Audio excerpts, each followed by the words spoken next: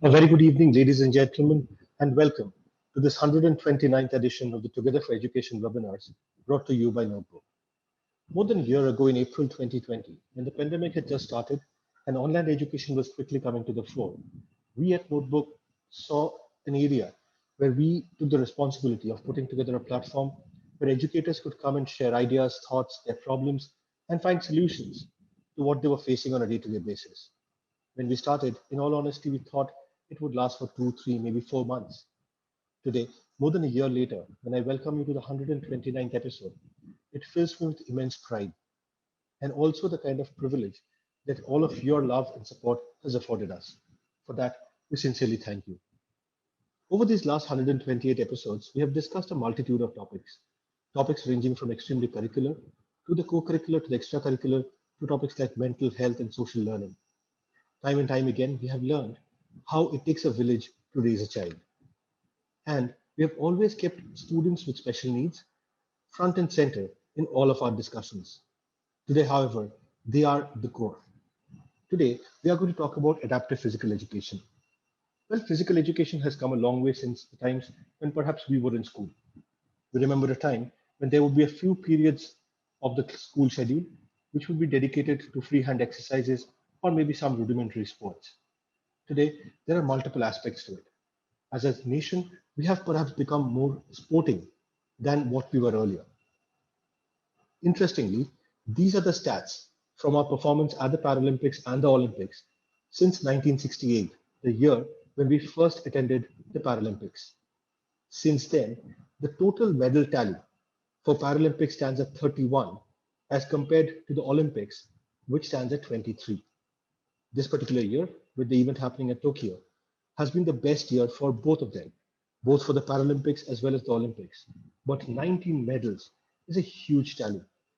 And today, we take this opportunity to dive into what makes it so important to have adaptive physical education as part of our school system. Our first speaker on this topic is Mr. Philip Burrett. Mr. Burrett retired as the Deputy Headmaster from the illustrious Doon School in Dehradun after 44 years of serving in education across various institutions. He served the Doon School as Housemaster, Head of Department, Dean of Activities, Dean of Student Welfare, Deputy Headmaster, Second Master, and Acting Headmaster with great distinction. He also carried out a visioning exercise for the Doon School in the year 2011 through an in-depth study of a number of British public schools and various schools in the US. Mr. Burrett qualified as a leadership trainer at Wellington College, UK in the year 2000. He is an athlete, an adventurer, and a naturalist, and many at Doon School still remember his exploits in cricket. We at Notebook are particularly privileged to have him as our senior advisor. So, thank you so much for making the time. Over to you. Thank you very much, Ubayu. Good evening to you, and thank you for that introduction, and a very good evening to the entire Notebook team in Calcutta, which includes Achin, Abhishek, Gagori, Meghna, and so many others. Also, good evening to our esteemed panelists, one of whom, of course, is my erstwhile colleague at Doon, Mr. Arvind Shukla and Dr. Arvind Shukla, and I'm very happy that he's here. Also, we have so many other people on the panel, and of course, our guests who've tuned in. So, interesting topic, but I don't claim to know much about it. If I have to define physical education per se, it would be the development of skills and abilities, which include power, strength, flexibility, balance, and endurance at a young age, so as to augment the mental and cognitive and social growth of a child. It's the entire package that makes up education. You can't leave out one. And the physical education, as most people will know, is a very important part of a child's development because it shapes our brains as well as our bodies, thanks to the neural connections between the muscles and our brain. A better physical education is associated with better outcomes for people with learning disabilities and better health outcomes later in life. Now, when these attributes, that is what I mentioned above, are developed at a young age, what emerges sometimes is that you have these, budding, talent, really talented people like those, teenage Croatian stars, or 14-year-old Romanian gymnasts, or prodigies like Tendulkar, or those teenage Kenyans. And these, of course, are also special needs children who need to be singled out quite early and given a totally different regimen. But most of our schools are not sports academies, and they're not there to produce world-class sportsmen. Yes, if a school is well known for a certain sport, it encourages that and it gets its USP from that sport. But in short, schools exist not to produce world beaters, but mainly to produce fitness, camaraderie, teamwork, collaboration, teaching of resilience, self-discipline, learning to lose gracefully, being able to be humble in victory. And sports develops all these wonderful characters, these human traits. What would childhood, for most of us, be like without sport and without healthy competition and team sports, or even recreational sports, or just by getting a little jog in, sweat in a jog? All these are so important for us. Now, if healthy kids are having so much fun immersing themselves in sports, children with special needs should not be denied the same. Yes, they may have a variety of deformities or handicaps, as you put it, but these kids are abled in some other way. The term now going around is differently abled. And our schools need to provide these children with physical activity, suited to their ability level. I too am differently abled or maybe disabled when it comes to maths or language or history or music. Yet, we all get a chance to study these subjects in school. Therefore, just because a child is not able to do something that the school has, doesn't mean that we can't adapt our teaching to that child. Now, physical education includes giving students the opportunity to learn and practice physical and motor skills, developing these skills, fundamental motor skills, and patterns that involve using all muscles in the body in a coordinated fashion. And such skills like aquatic skills, dance, games, and team sports, which helps the bodies and the muscular system and the nervous system alike to develop in a way that sustains long-term health and well-being. Now, when children have disabilities, some teachers may not know how to give them the proper physical education that is safe for them to meet their body's needs. And this is where the adapted physical education teacher comes in. These teachers know how to customize physical education to meet the needs of people with disabilities. They are the superheroes of the physical education world who are able to help those who need it the most. Adapted physical education, that is adapted to meet the needs of people with disabilities, both for safety and to address a student's specific development needs. Now, there are many, many benefits of all this, leading from development of strong bones, strong muscles, increasing attention span in the classroom, reducing anxiety, depression, ADHD, teaching teamwork and other skills. There's a plethora of advantages, neuromuscular development. All these are advantages. The problem is that there are such many different types of disabilities that schools cannot cope by bunching them all together as normal schools do, as normal kids are. So in a normal group of children, let's say they're asked to play football, no matter what their ability levels, they can all muck around and play some degree of football. But if you ask a bunch of disabled children to go and play something, now one might be, in a wheelchair, one might be hearing impaired, one might be visually impaired, one could be, paraplegic. How can you just ask this motley bunch to go and, let's say, play basketball? Each of these has different needs. The blind student may be a great swimmer, but he doesn't know where he's heading. The person with a spinal injury cannot swim, but he can shoot at a target. A child in the wheelchair is not handicapped when it comes to shooting, but he cannot run or wrestle. So handling a variety of disabilities is sometimes beyond the scope of our normal schools. Now, it is this variety of needs that makes it difficult for us to cater to all these children. Now, the need to include children with special needs is, of course, stated even in our new educational policy. This where inclusion, of course, is the buzzword. And we must find ways to circumvent these shortcomings and these problems in order to give these children fullness of life. Now, if you look at the Paralympics or the Special Olympics that we've had, what fun to watch those sprinters on metal blades, high jumpers with one leg that can do far more than many of us with two, blind marathoners who are running sub 2.5 just because they can't see. Of course, they have a visual guide. These are talents. I have had the pleasure of actually witnessing some very high-class blind cricket.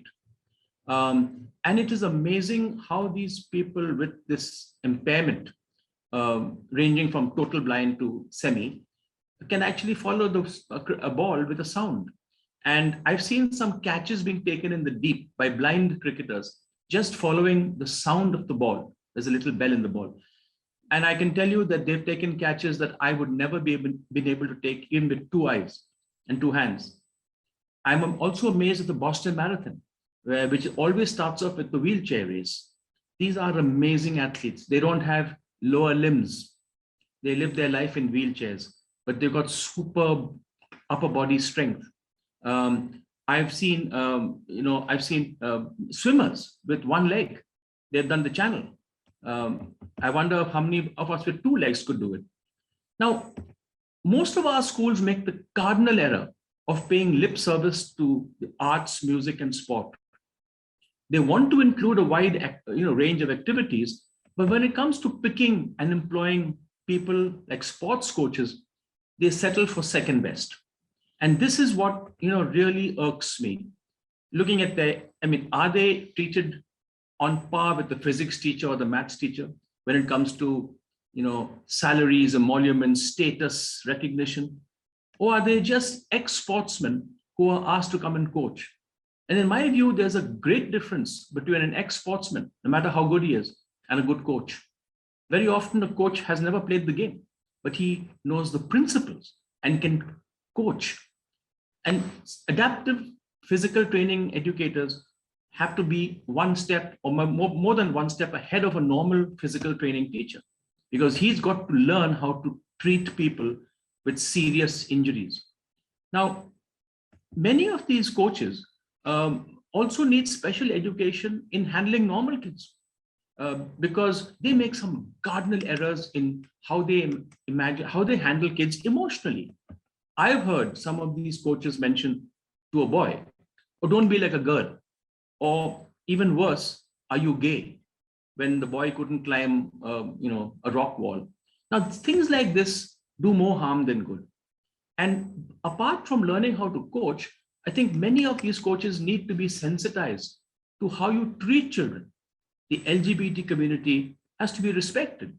Just because a boy can't run doesn't mean he's a girl. You are insulting women that way. So I think there's a lot of training that has to go into training and finding and recruiting the right physical educators for children with special needs. I hated the Hindi and maths class. I would get these ghost stomach, cramps, and I would get so many psychosomatic illnesses just before the Hindi and maths class. Similarly, not all normal kids like sports. It is a known fact that the very mention of sports class in the next period, put the fear of God into many of the fatter, rounder, more obese students who are too left-legged, who have no motor coordination. They too suffer. And this is again a time where the sensitive physical trainer will bring the best out of them, encourage them to play. Now, especially with adaptive physical education teachers, they must not only be trained in the rigors of the sport, but they also have to have some degree of, physiotherapist training, masseur training. How do you handle people with special injuries?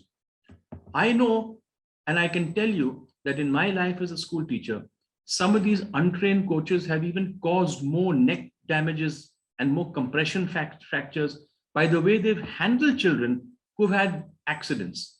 Maybe the swimming pool or maybe the high jump pit.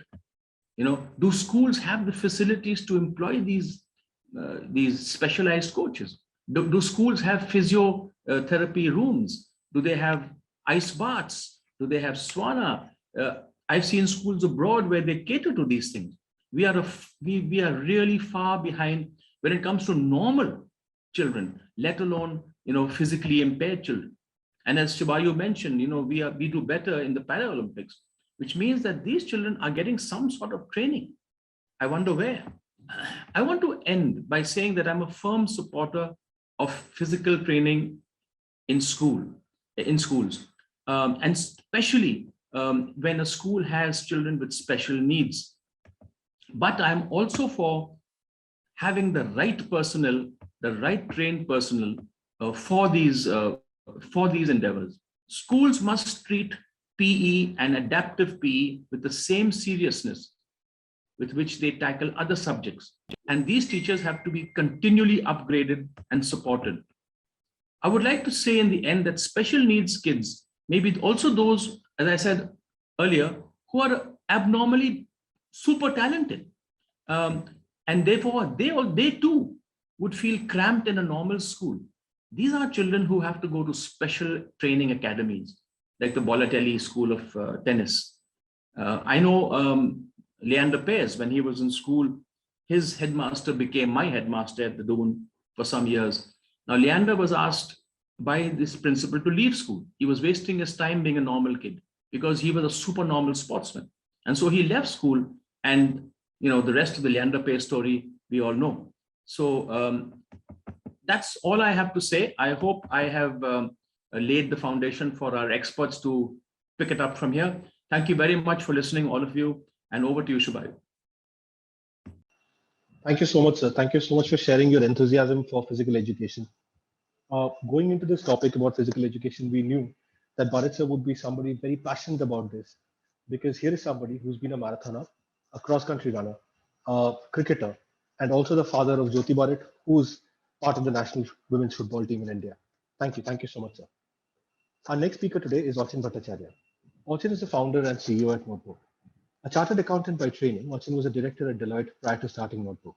He has worked in India and abroad in various senior capacities in GE, PwC, KPMG, and Deloitte. Achin is a fellow of the ICAI and member of CPA Australia and CPA Ireland. He is also the recipient of the prestigious Indian Achievers Award.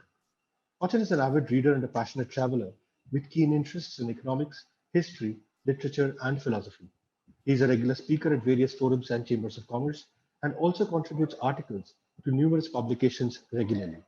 He is also on the board of some of the most renowned corporates and contributes significantly to brand strategies. Achin, over to you. Good evening, everyone.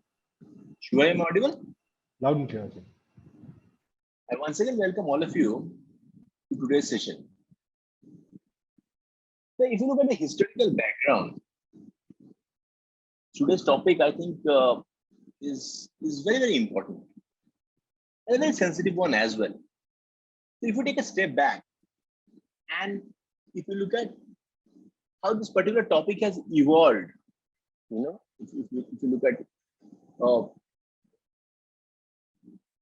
the various pages of history, in primitive societies, children born with any disability generally perished at an early age, unfortunately, as a consequence of their inability to withstand the rigor of primitive man's strenuous existence, the survival of the fittest. Post that, if you look at the early civilized society of the Greeks, Spartan, children with disabilities were left on hill to be perished. As cruel and as barbaric as it can get. If you look at what happened in Athenians, they permitted such babies to die of neglect. Roman Empire, babies born with any kind of disabilities by birth suffered a life. In Middle Ages, those with disabilities were believed to have been caused by Satan. Hence, were considered sinful, evil, and treated harshly and carefully avoided. Then came Renaissance. An understanding of the problems. So definitely that started happening, but not to the extent to include any kind of treatment, care, or education. Situation changed in early 1900s. Social awareness of the problem gained momentum with opening of special schools, centers for treatment, especially in Western countries. Then World War, both one and two, really made a sea change to the way people looked at this particular topic. It gave impetus to the development of treatment, but that was not for children, but for more for injured war veterans and even civilians with disabilities, to help them to become more useful and self-sufficient citizens. And we are discussing about things in the context of that particular era. So howsoever cruel or crude the history is, we cannot go back and change. So today, when we discuss about a topic like adaptive physical education, as we're all aware, that physical education classes can support motor skills, physical fitness, athletic games, social play skills, teamwork, and much more. I think Burrett gave a wonderful overview. But how this physical education curriculum is adjusted to be appropriate and accessible to students with disabilities is the work of specialists in adapted physical education. Thus, when we discuss about this particular topic, what basically it means is a specially designed program of developmental activities, games, sports, and rhythms suited to the interest, capabilities, and limitations of students with disabilities. So I think the most important word, if we are to zero in on one particular word, is inclusion.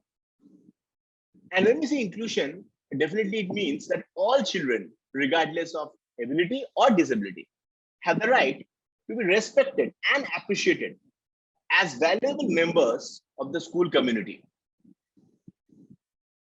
and fully participate in all school activities and interact with peers of all ability levels with opportunities to develop friendships. Thus, inclusive physical education and physical activity, when we discuss this, it definitely includes students with disabilities in regular physical education classes. So specifically, be it say teaching strategies, equipment, environment, assessments. So all these things need to be adapted to meet the needs of all students and support those with disabilities who want to participate in other physical activities, say whether before or during after school, and encouraging them to have the same role and experiences as their peers who do not have a disability during physical education and other physical activities. Because we are all aware about the tremendous talent pool, as I think Burrett very rightly discussed about Paralympics and various other events. If you look at the evolution, of adapted physical education per se, around 3,000 years ago in China, this depicting therapeutic use of gymnastics for individuals with disabilities started. In 1879, corrective physical education was established at Harvard for correcting certain pathological conditions. Then, of course, we discussed about World War I and II, where a lot of development happened in terms of physical therapy and adapted sports. In 1940s, fundamentally, we saw changes which were initiated in physical education, in universities, public schools, special schools, gymnastics, corrective physical education, which we basically supplanted in the course content by game, sports, rhythmic activities, and modified to meet the individual needs of the students. So we see a lot of lot of positivity. We see a lot of positive spirit in the way this whole concept is developed. So when a child in an adapted physical education class enjoys learning and looks forward to the next class, I think the philosophy underlying adapted physical education becomes clear, because it's based on a belief in the dignity and value of each human being. It also includes a belief that each individual has an ability and desire to move, be active, and that activity is a necessary component of a healthy lifestyle.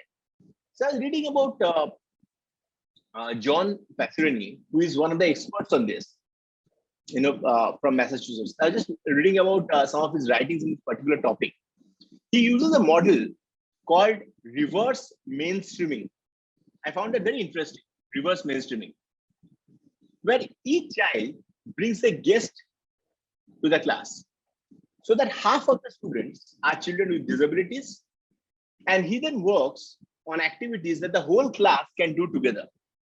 This method provides opportunities for development of both motor as well as social skills. Passerini has said that he has noticed that it is extremely positive experience for all students who are involved. And he has seen that fun activities, games, friendships, which are carried over from class and environment. Now, with this particular method, reverse mainstreaming, teachers have to make adjustments in the guest students' class schedules. But it has really given a lot of positive results, benefits. So his program model is not one of pulling out a small group of students with disability to play games together. Instead, he extends the concept and practice of inclusion. I think we just now discussed that the most important word being inclusion. So he basically encourages it by ensuring that each student is allowed to invite a guest, one of his peers, to join the activity for that particular week, thus providing social role models and gradually building an inclusive community around the student, with the potential to extend to not only classroom, but maybe lunchroom, recess environment, everywhere. And it has to begin in early childhood, because when you discuss about adapted physical education, so it is a foundation for any physical activity a child will perform during his or her life.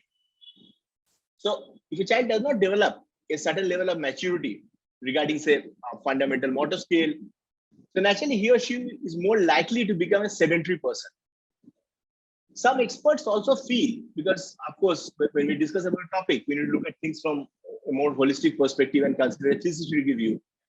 On the other side, some experts also feel that their self-esteem of students with disability often suffers in a regular physical education class, because it may be difficult for those children to stay positive when they are constantly reminded of their own limitations. Now, for example, and when we discuss about something like adapted physical education activity, I was reading out a great example. Now, and it really illustrates the success that can be achieved by making a simple change in an object. So in this particular activity, a balloon. So according to Passerini, he teaches striking skills by taking a helium-filled balloon and removing enough helium so that the balloon hangs at the child's eye level. So once the helium is adjusted, air is blown into the balloon to make it firm.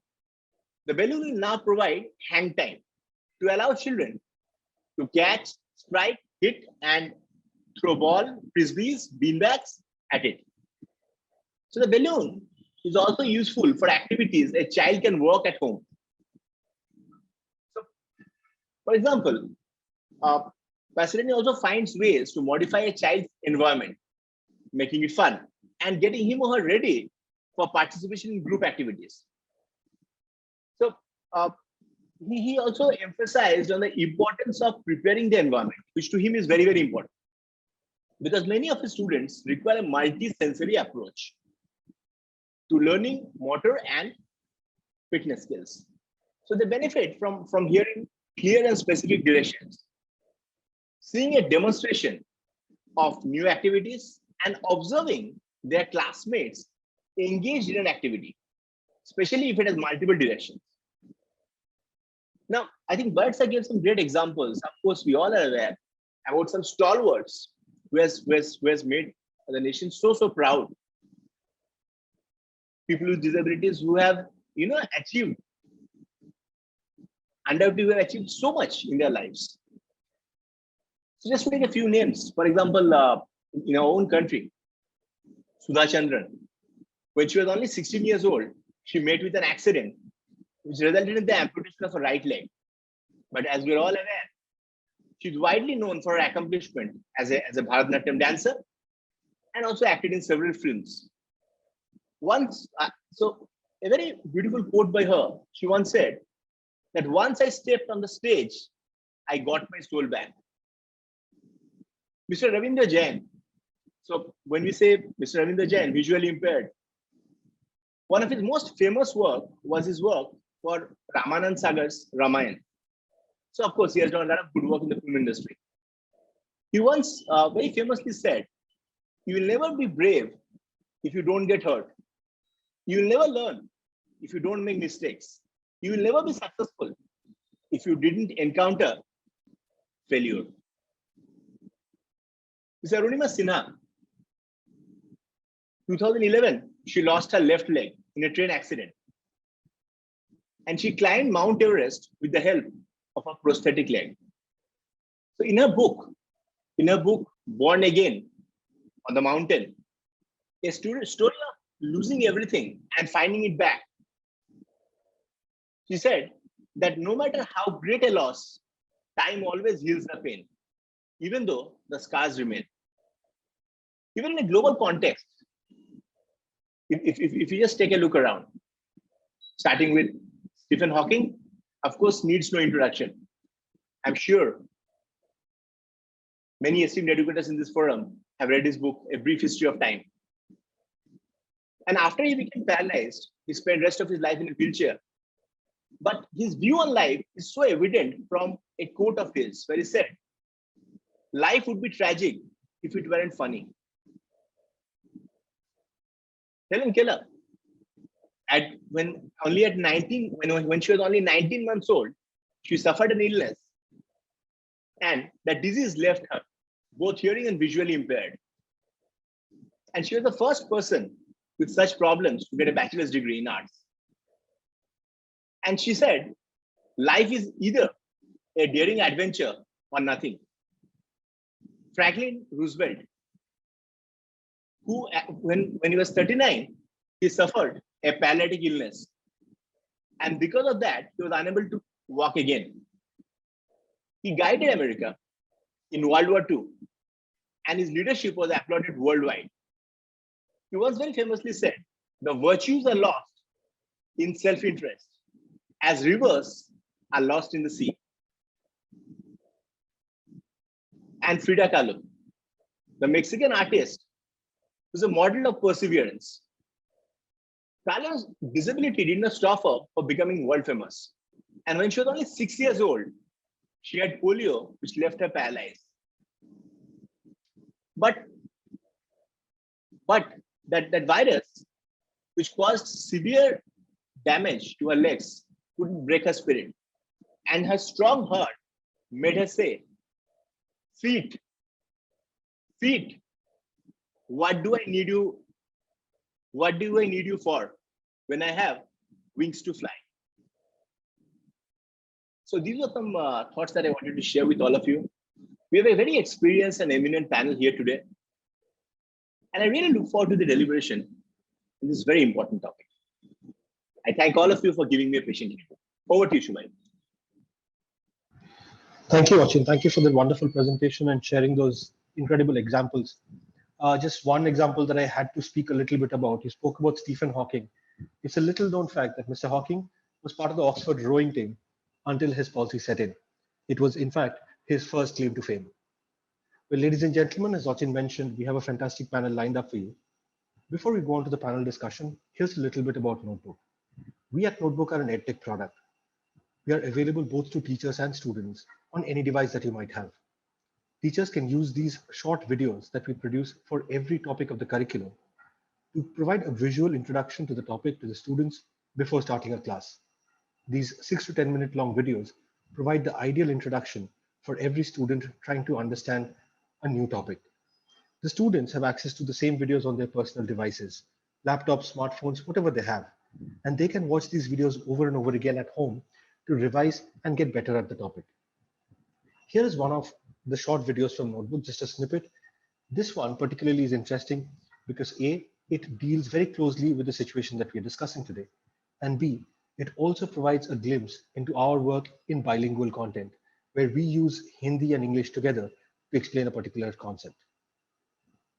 As soon as Anu confirmed that she could swim, Radha also said the same. She said, "I can also swim."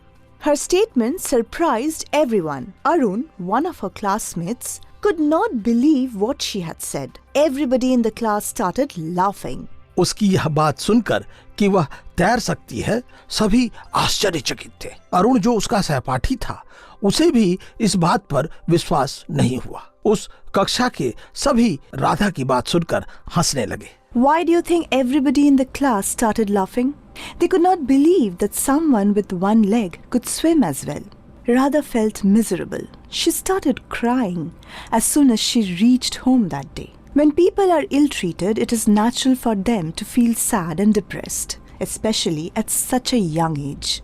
Radha once again expressed her hesitation to go to school. She felt ignored and unwanted by her peers. She complained to her mother that nobody spoke to her.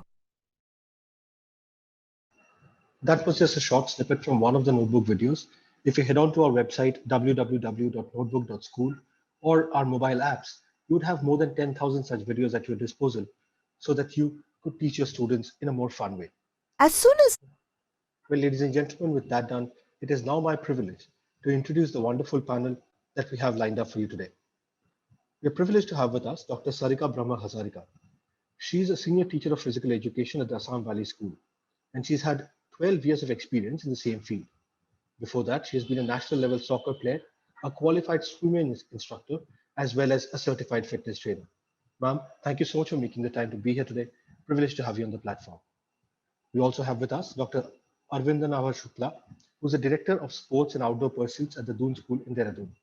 He holds a post-graduation in Sanskrit and Hindi from Meerut University and also is a PhD on classical Sanskrit drama from Meerut University.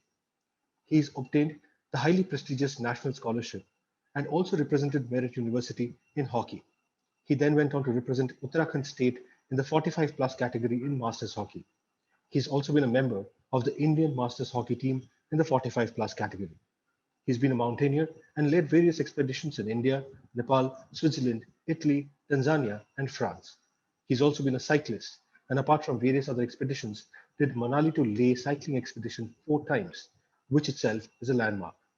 He's been a desert trekker who's trekked about 2,500 kilometers in the desert. Besides all of these, he's also published nearly 24 books on various subjects, is the director, editor, and filmmaker of the documentary Joggin, and is a blogger of Charevati, which has a viewership of over 50,000 people. Sir, absolutely thrilled to hear about all your achievements, and thank you so much for being a part of the panel today.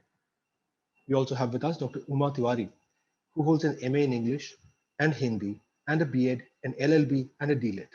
She's an educationist by choice, who has previously been the principal of Shakti Convent School and Holy Mother. She's currently working as the principal cum executive director at Mother's Pride Senior Secondary School in Raipur. She's also a counselor and a motivational speaker. Ma'am, thank you so much for sparing the time to be a part of the panel today. I shall start my video and stop the share now so that we can see each other and have this wonderful discussion. Once again, a very good evening, and thank you so much for being a part of the panel today.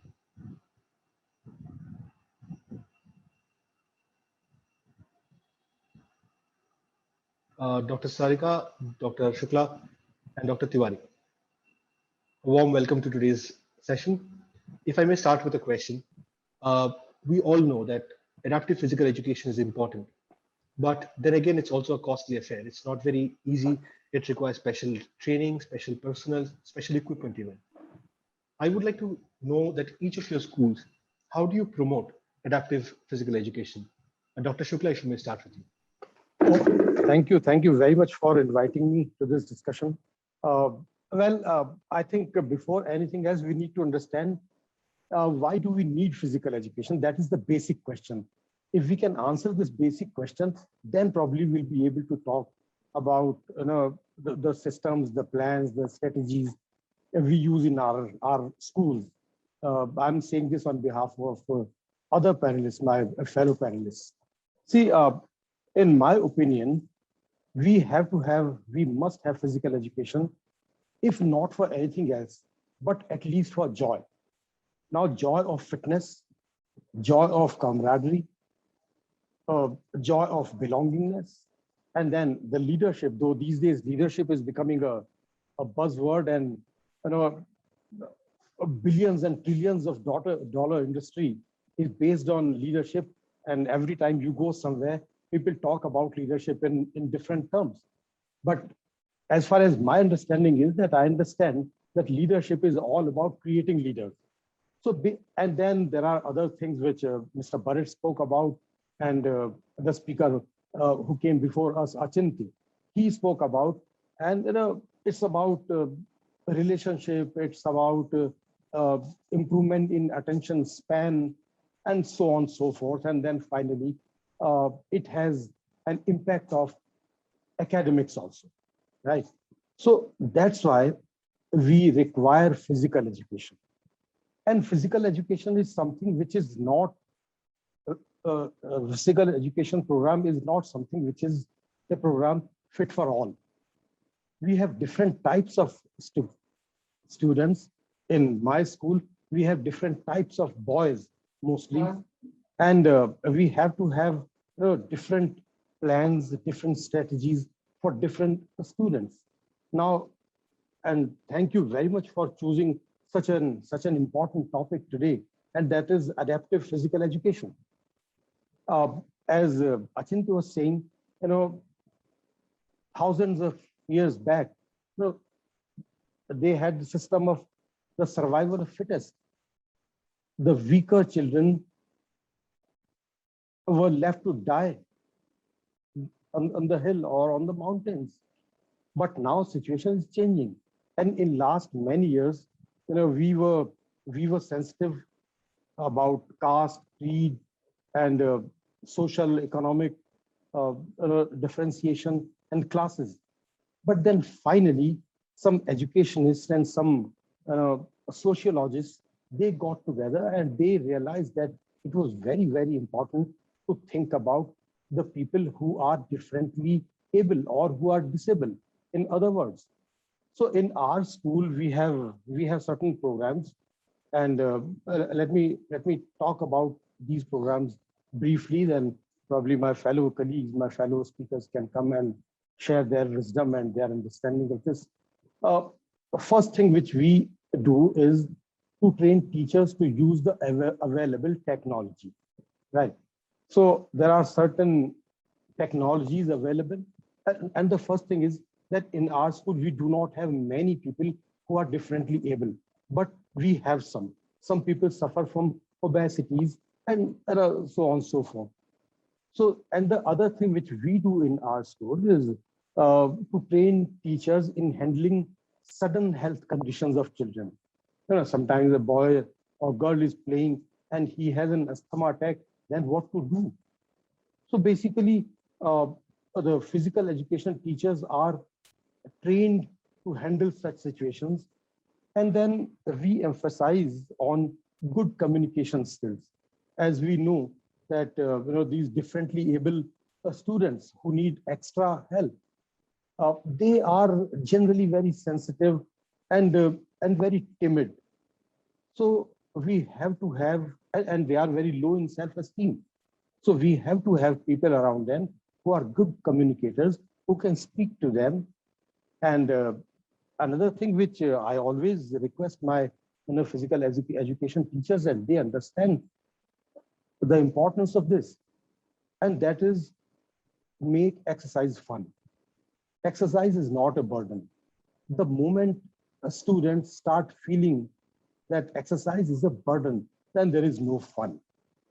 And another thing which we do in our school, we have specially designed programs for disabled children to meet the unique physical education needs of various individuals.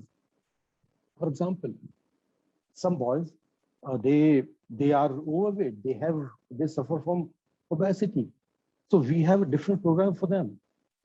And also, let me share with you, we are a boys' school, but we have some girls also. So in a way, they are also different from the normal crowd. So we have different standards for them.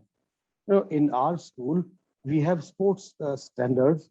That is about the 100 meters running, 200 meters timing, then swimming. So we have different standards for them also.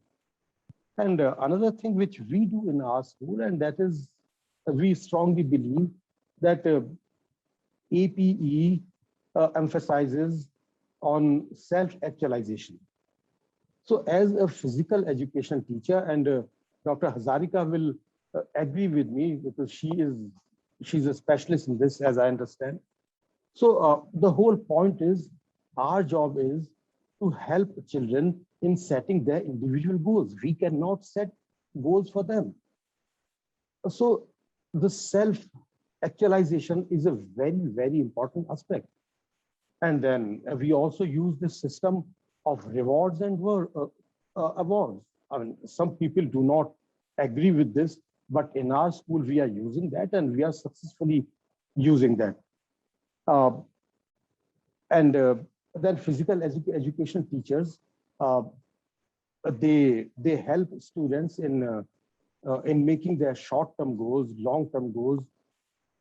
So there are so many things physical education teachers do, but again, it all comes to one word which I spoke first, and that is joy. If there is no joy, then there is nothing. And especially when we are talking about school-going children. Once these school-going children, they decide to take sports or physical fitness as the career, then it's different. But generally, school-going children, whatever they do for fun. And masters, teachers, whatever we do for the purpose of education. If something is not related to education, then it has very little importance to us. So I hope I tried to answer your question. Thank you. Thank you so much for that, sir.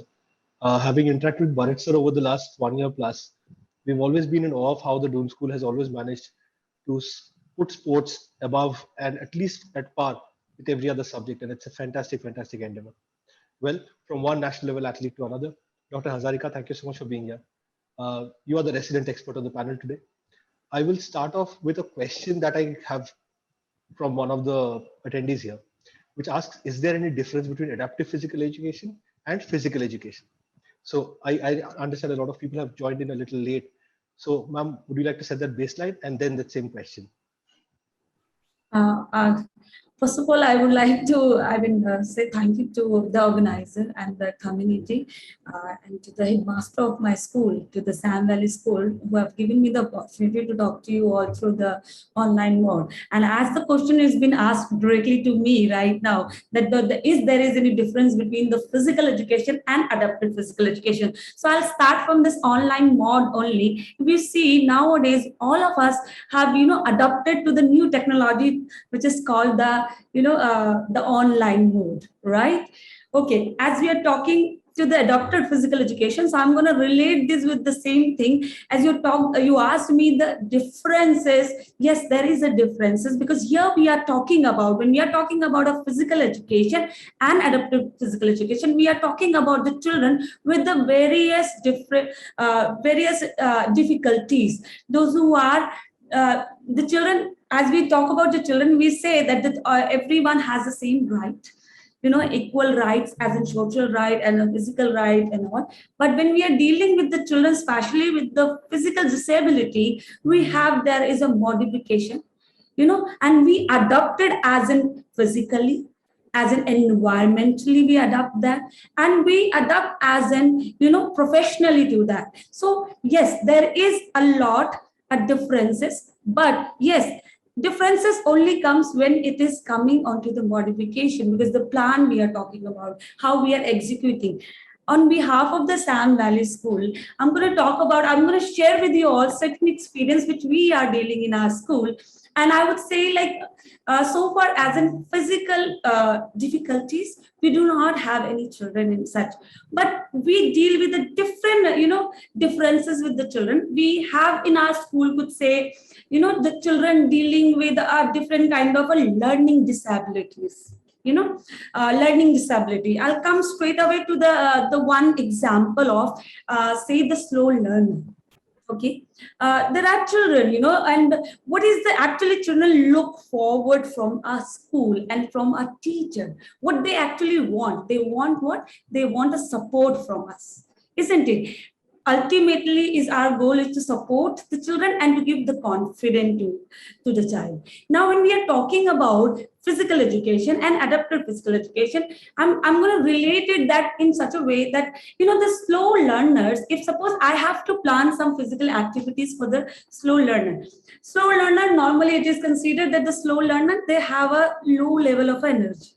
Right, if they oftenly you will see you'll find them sleeping most of the time in the class, right?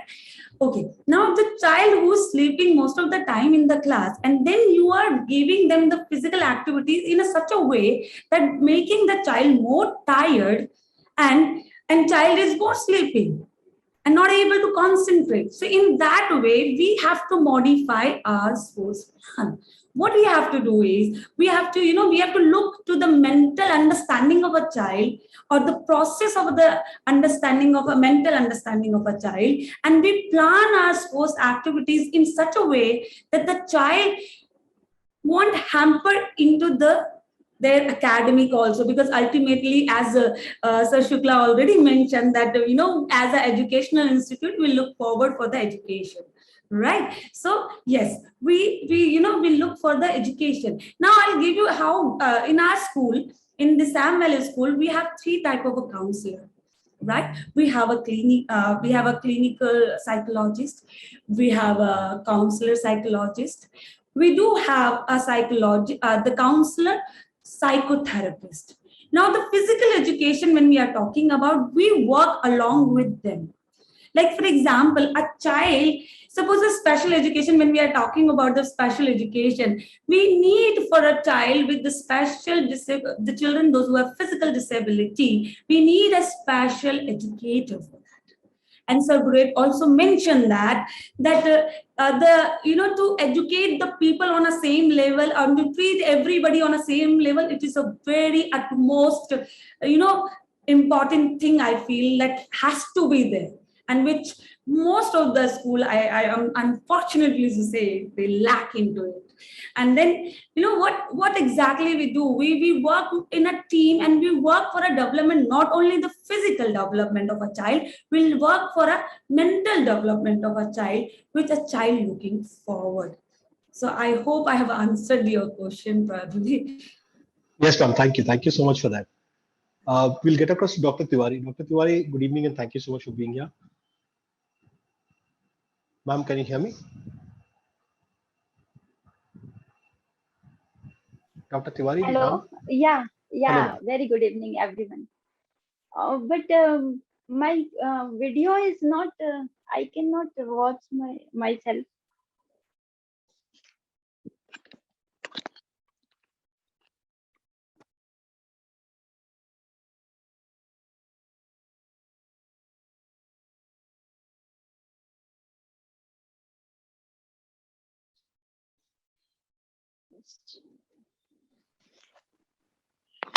Mr. Roy, you muted yourself. Can't hear you. Oh, I'm so sorry. Dr. Tiwari, very good evening. Could you just try switching on and off your video once? Ma'am, we can't see you. Hello, sir. Yeah, I also can't see myself. Yes. No problem, ma'am. We can hear you loud and clear, and I think what you tell us is going to be so much more important. Okay. As we were discussing, adaptive physical education is not the cheapest thing to do. One of my favorite stories go back to Lionel Messi, right? 11-year-old child in Argentina, parents can't afford growth hormone deficiency treatment. And here comes the boy who gets picked up by Barcelona, who pay for his treatment, and the rest, as we know, is history.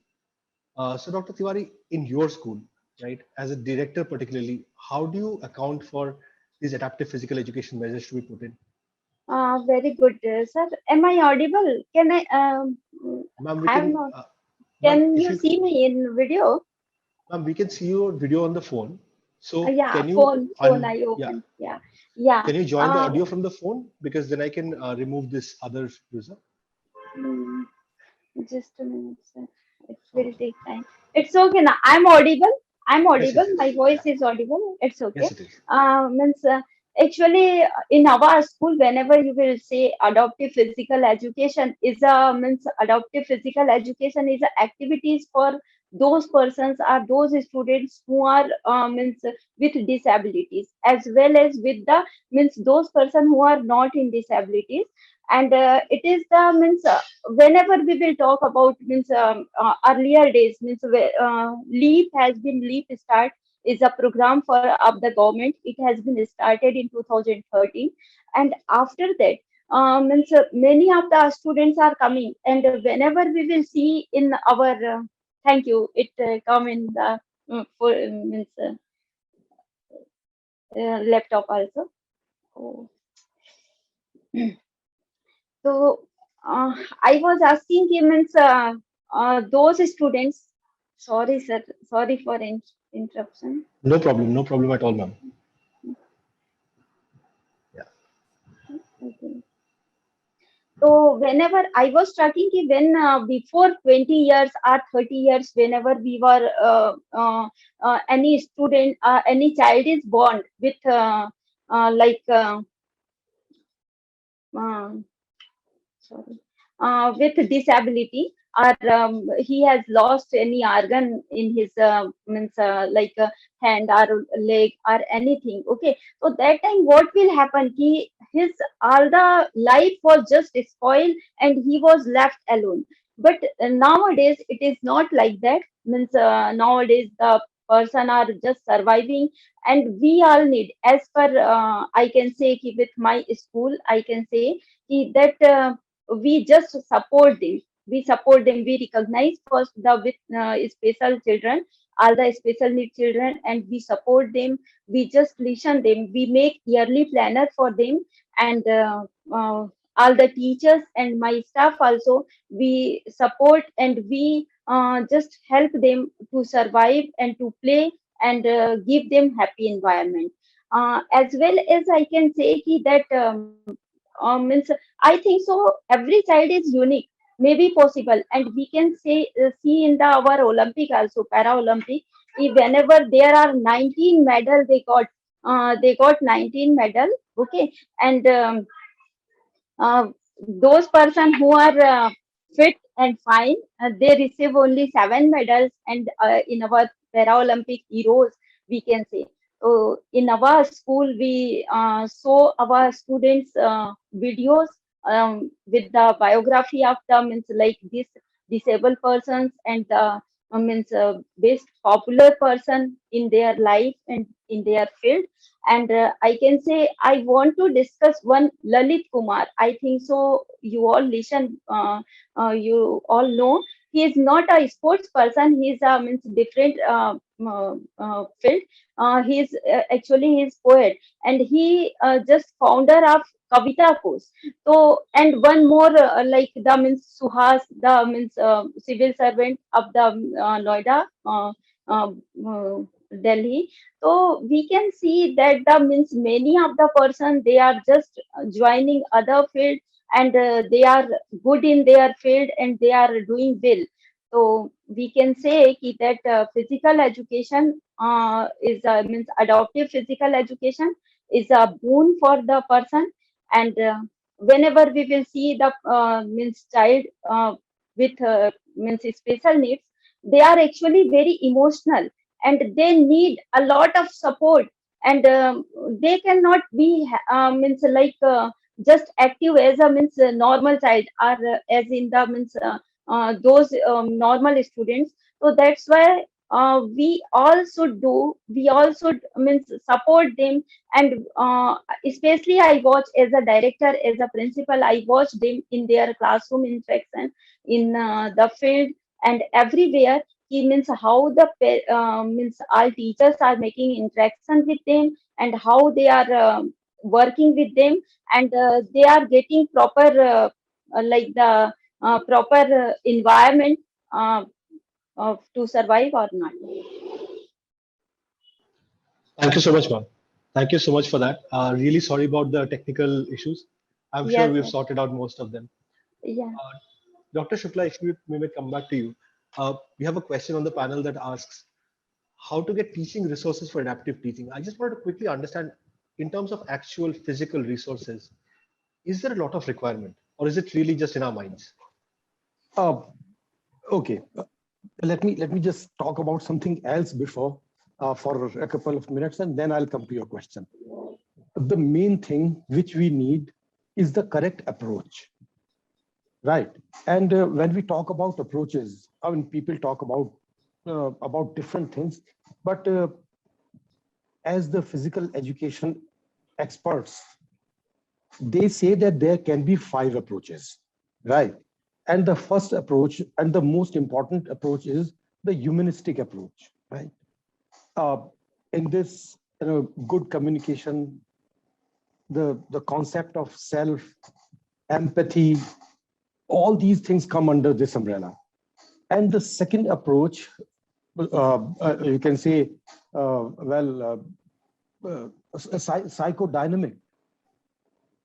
In this, we include counseling and different types of therapies.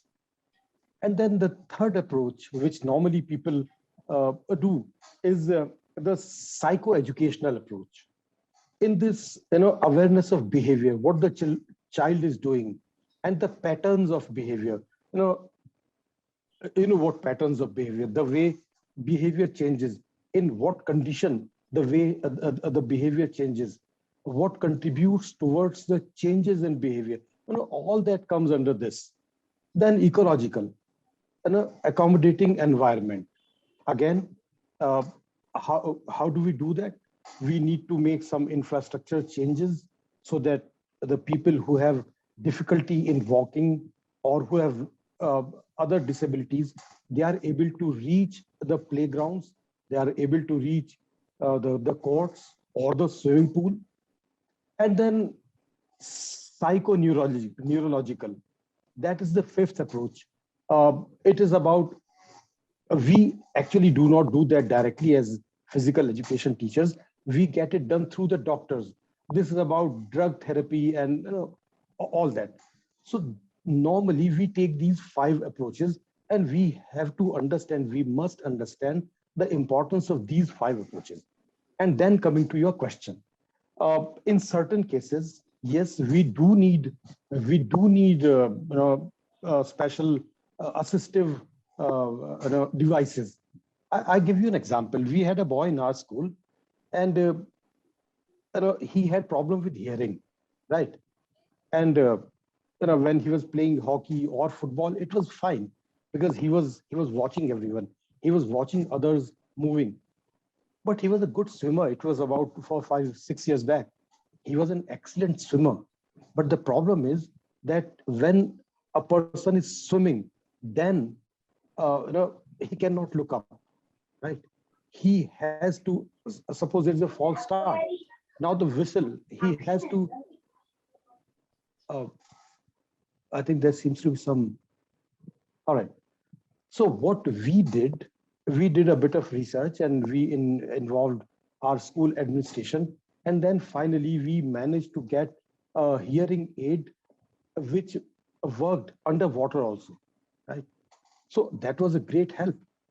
So there are certain devices which are needed, but it is not all about devices. It is all about the approaches, willingness, and there are certain things. For example, regular sports. That is very, very important thing. And then a regular health checkup, that is another very important thing. And then as an educationist, as a teacher, I have great belief in this thought that all children should play together, right? All children should play together. But yes, definitely we will have to have different standards of differently able people. But the sports timing should be the same. They should play together. Scheduling should be done in a way so that they are all together in the field. So there is togetherness, there is belongingness. And yes, coming back to your point, in certain cases, assistive devices are needed. For example, basketball, they have three types of devices. Those who have issues below the waist, they have different types of the wheelchairs, and others have different types of wheelchairs. So these assistive devices are required, but it is not all about these. So that is my take on this. Thank you so much, sir, for walking us through the process. Something into it. Yeah, please, sir. Absolutely, ma'am. All right. I'll just add a little one thing, like as in when you're talking about the why do we need and do we require. So I'll give you the example of a people, those who are suffering from the visual impairment. If can you think, as Sir Philip also mentioned, like we need to have a different setup for the children. The children, those who are visually impaired, we cannot have the same kind of a ball which we are dealing, the ball which we have for the normal children. We have to have a ball where there is a sound, where because their senses are working, but they just can't see, right? And should be a less injurious to them, because what is our actually the motto behind?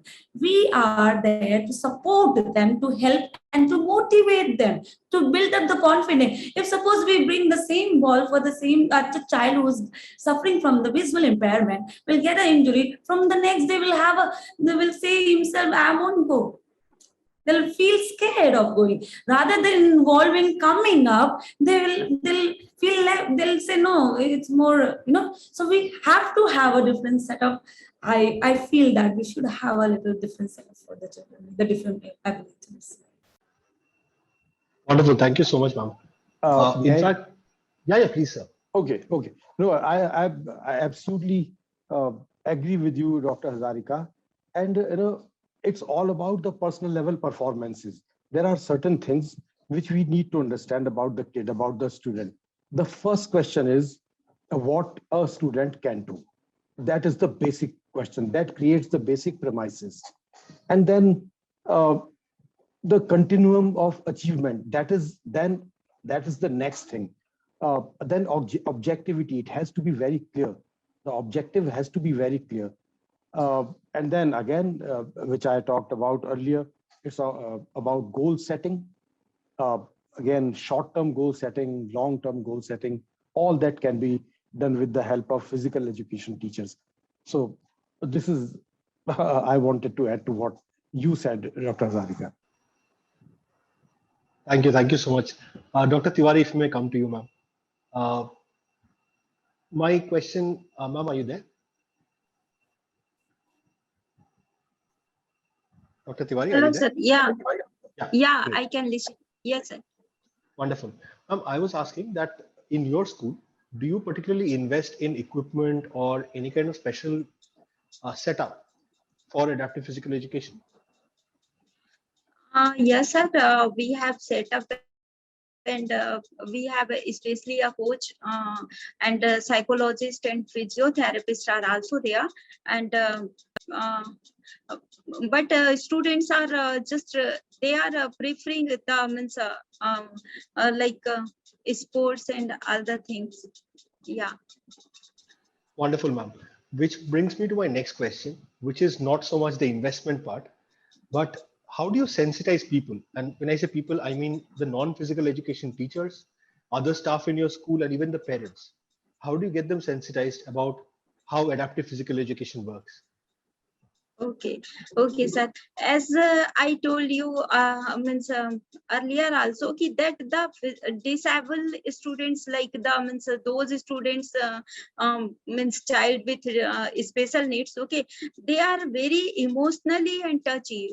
And whenever we will see only this is not a work to support them for physical education teacher or PT or means sports teacher. I think so. Means each and every means staff should we help them, as well as not only the teachers.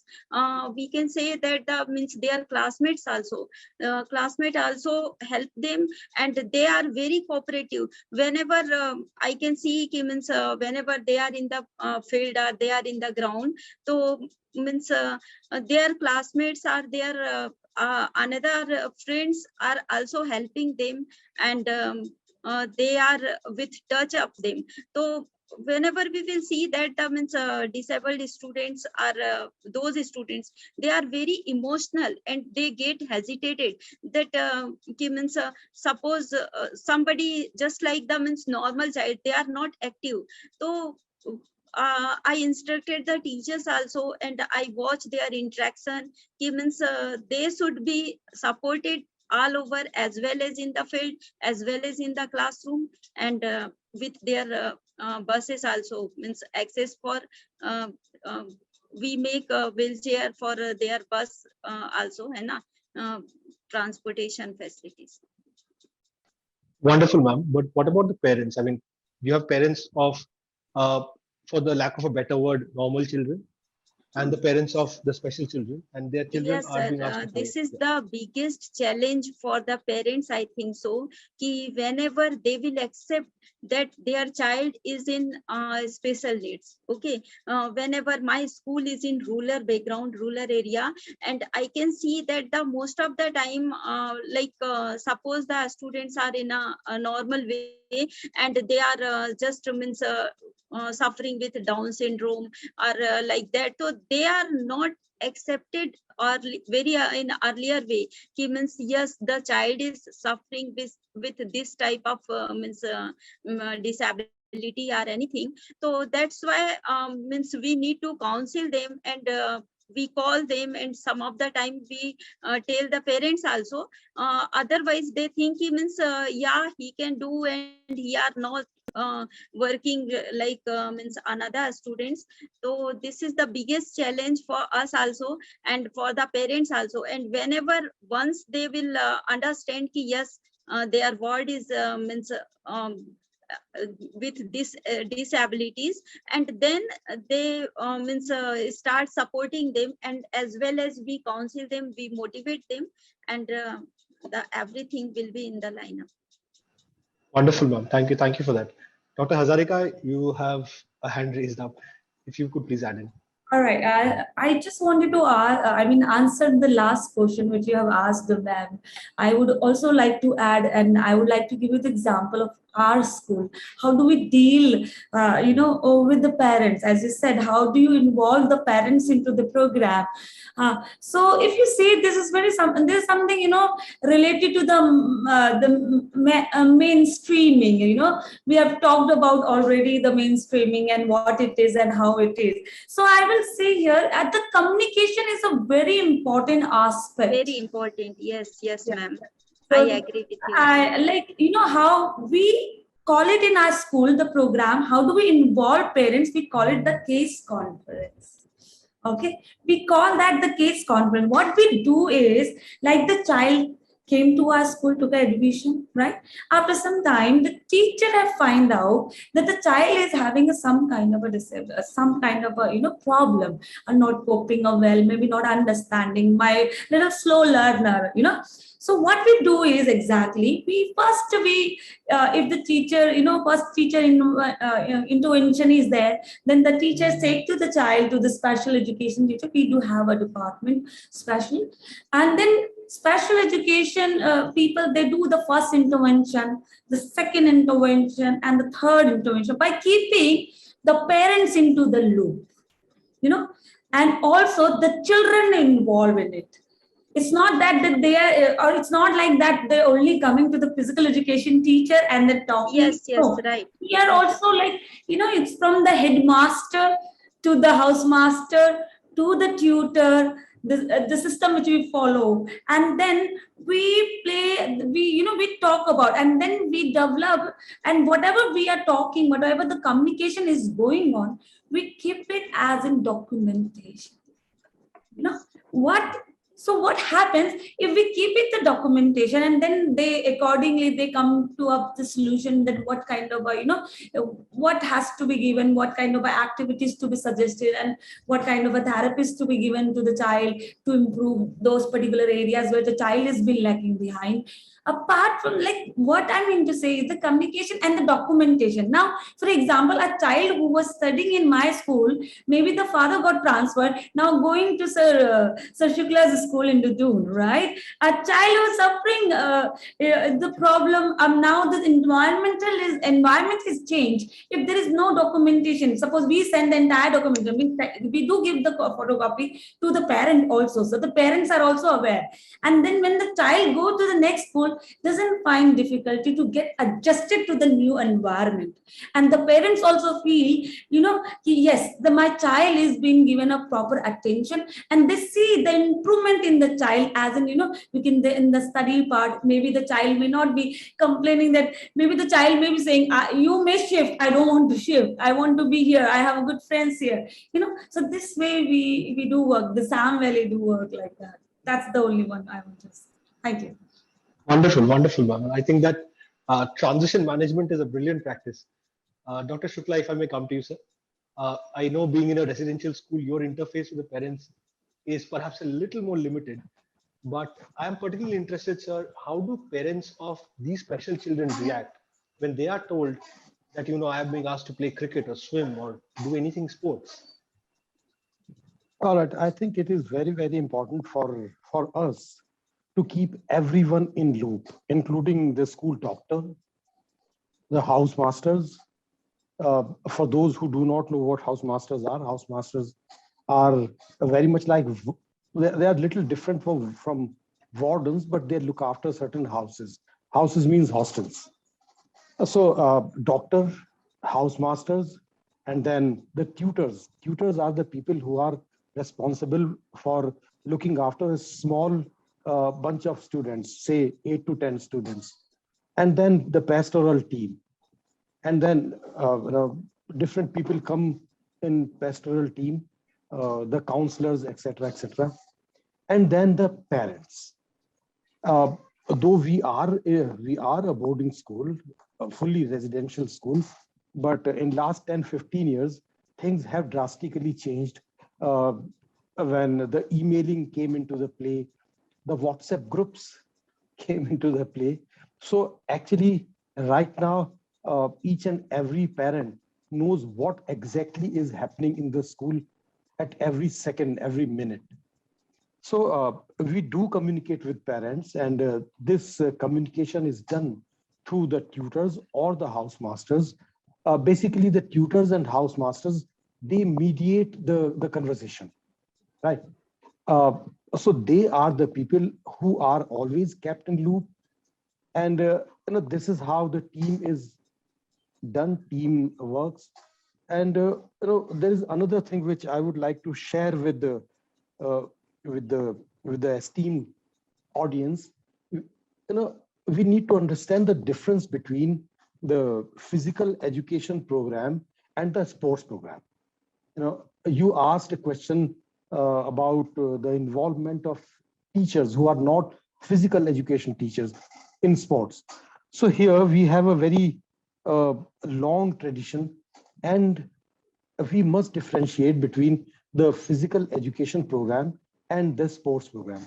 Physical education is a subject, right?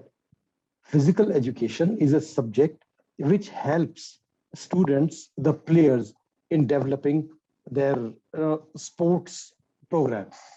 So we have a physical education department, and we have 4 very highly qualified masters there.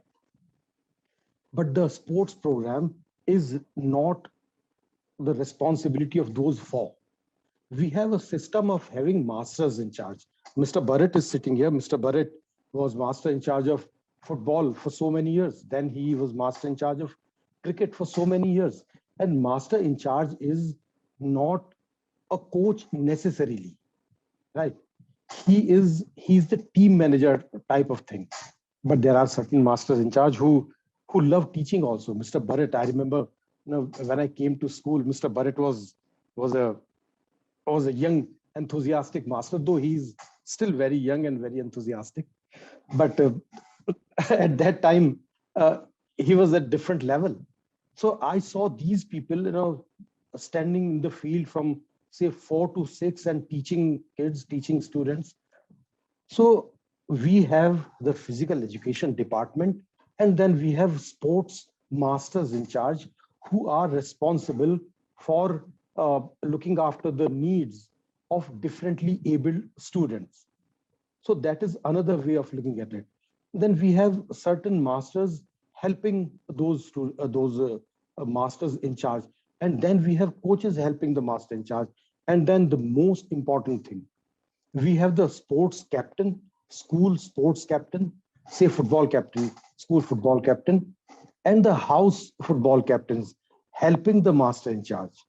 So they are the people who work with the people who are differently able or who need support.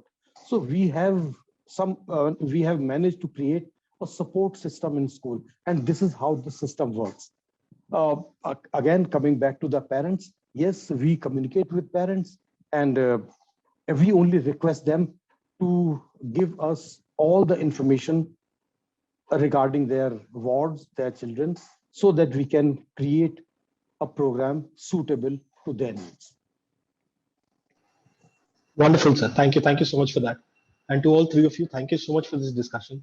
I wish we could go on longer, but because of paucity of time, we'll have to cut it short here. Well, it's been an extremely learning and enriching experience for me, for which I thank you from the bottom of my heart. And I will let Achin do the formal vote of thanks. Achin, over to you. I think wonderful session we had. Very seamless, very informative, and very passionate as well. The way the topic was discussed, so many facts coming to the forefront. But sir, thank you as always for giving us a great start, for making some wonderful points. I think really helps set the pace for the evening. So thank you so much, sir. Dr. Shukla, I really found your deliberations very mature and insightful. I think be it importance of 5 approaches that you mentioned, goal setting, both long-term as well as short-term, medium-term, and the fact that all stakeholders need to be involved. So I find this very, very important, especially in the context of boarding school. But I also find that even in case of day schools, I think this is something which is really important. Maybe in boarding school, dynamics are a little different. So I really found that wonderful. So be it the school doctor, the house tutors acting as intermediaries, informing parents, and also the role of technology, how things have changed with parents being given regular updates, etc. I'm sure must be very challenging. But thank you so much, sir, for enlightening us in this particular topic. So thank you, sir. Pleasure is all ours. So Dr. Sarika, I sincerely thank you. Very passionate deliberation, I must say. When you were speaking, ma'am, you could understand how closely you are, you like how much you feel for the topic, how much you're connected to the topic. That was really very evident. So I think I agree with you with regard to the different setup that you mentioned, which is of course very important. And also I think the way the involvement of parents and also first interventions, be it first, second, third, and then again, I think I really like the way you deliberated on the communication and the documentation front. So it's very practical. Imagine a child shifting cities and how seamless it can be. It really takes so much. It makes things so easier for the child to settle down in new settings, and also for parents, right? So really wonderful. Great to know about the kind of fantastic work esteemed educators are doing. So undoubtedly, this is why I say that at least in K-12 space, I have seen this in course of my professional journey as well. All over the world, as far as Indian K-12 education is concerned, it is highly respected. So for higher education, yes, children might be going to universities abroad, etc. But as far as schooling is concerned, there's a rock-solid foundation that really comes out when you speak to esteemed educators like you. We understand that so much of dedication, hard work has gone into this. Thank you so much, ma'am. Thank you. Dr. Tiwari, thank you so much. I think I really found that that very important when you said that the whole emotional part of it. It's just so emotional, so touching. And the need for everyone to be sensitive about the whole thing, to handle matters sensitively. I think that is really important, and also the fact that everyone needs to come forward.